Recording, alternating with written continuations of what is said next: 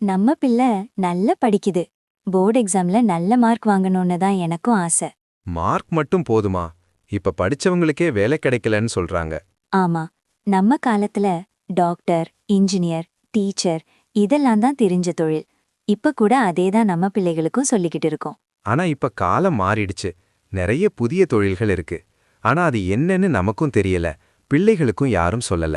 ஸ்கூல்ல கூட படிப்பு மட்டும் சொல்லுறாங்க. எந்த பிள்ளைக்கு எது பொருத்தம்னு யாரும் சரியா வழிகாட்டுறதில்ல.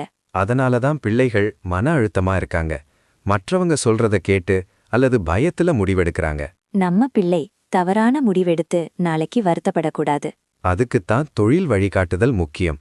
பிள்ளைக்கு என்ன திறன் இருக்கு, எதுல ஆர்வம் இருக்கு, அதை கண்டுபிடிச்சு சரியான வழியை காட்டும். அது பணக்கார ஸ்கூல் பிள்ளைகளுக்கானது மட்டும் இல்ல, நம்ம மாதிரி அரசு பள்ளி பிள்ளைகளுக்கும் அவசியம். ஒவ்வொரு பள்ளியிலும் ஒரு தொழில் வழிகாட்டி இருக்கணும். அது சுகவசதி இல்ல, பிள்ளைகளுக்கான உரிமை.